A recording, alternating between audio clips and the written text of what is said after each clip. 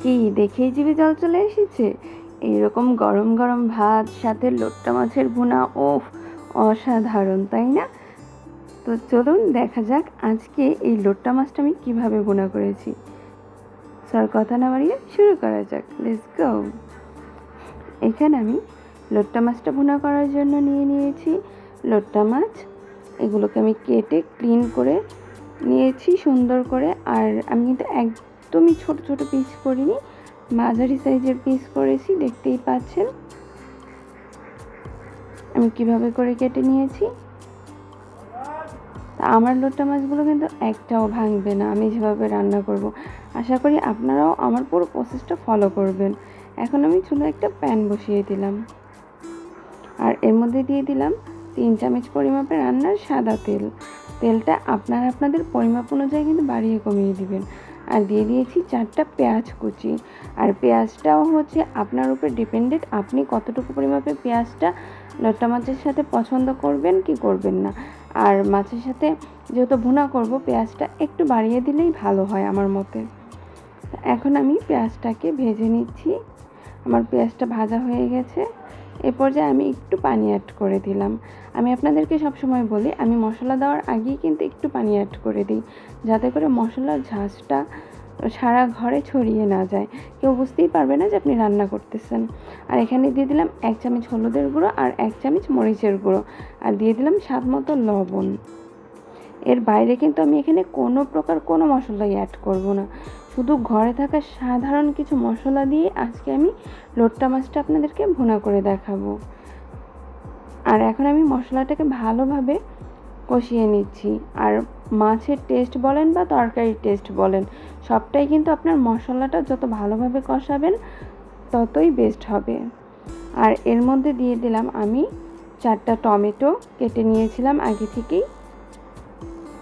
এখন আমি টমেটোগুলো দিয়ে একটু ভালোভাবে নেড়েচেড়ে হালকা একটু পানি দিয়ে তারপর এটাকে সেদ্ধ করে নেব।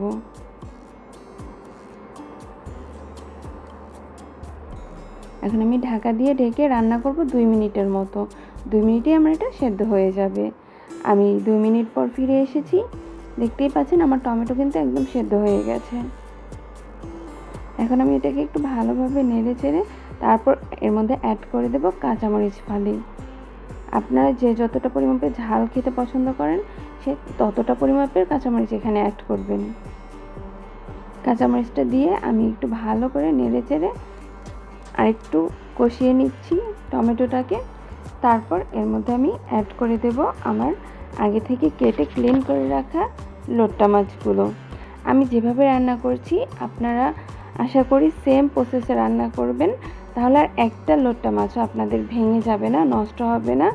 খাওয়ার সময় দেখতেও খুব ভালো লাগবে, খেতেও খুব ভালো লাগবে।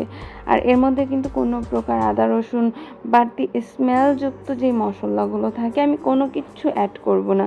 জাস্ট হালকা কিছু ঘরে থাকা মশলা দিয়ে আমি কিন্তু এই লোট্টা মাছটা রান্না করব, কারণ এই মাছটা এমনিতেই খুব ভালো লাগে। দেখতেই পাচ্ছেন আমি কিন্তু কাঁচা থাকা অবস্থায় একটু ভালো করে নেড়েচেড়ে নিলাম, যেহেতু এই মাছটা খুবই নরম, সেদ্ধ হওয়ার পর নাড়াচাড়া করতে গেলে ভেঙে যাবে, এর জন্য কাঁচা থাকা অবস্থায় ভালো করে নেড়ে নিতে হয়। আর ঢেকে তারপর হচ্ছে আমি আরও 3 মিনিটের মতো এটাকে রান্না করে নিয়েছি। করে এখন ঢাকনাটা তুলে আপনাদেরকে দেখাচ্ছি। দেখুন আমি কিন্তু ঢাকনাটা তোলার পরে সরাসরি চামচ দিয়ে নাড়াচাড়া করিনি, একটু হাতলটা ধরে ঝাঁকিয়ে দিয়েছি। আর এখন আলতো হাতে, জাস্ট আলতো হাতে প্যাঁচালার দিয়ে এপাশ ওপাশ থেকে একটু নেড়ে দিলাম। বেশি নাড়াচাড়া করতে যাবেন না, তাহলে কিন্তু মাছটা ভেঙে যাবে। আর লোট্টা মাছ রান্না করতে কিন্তু একদমই অল্প সময় লাগে।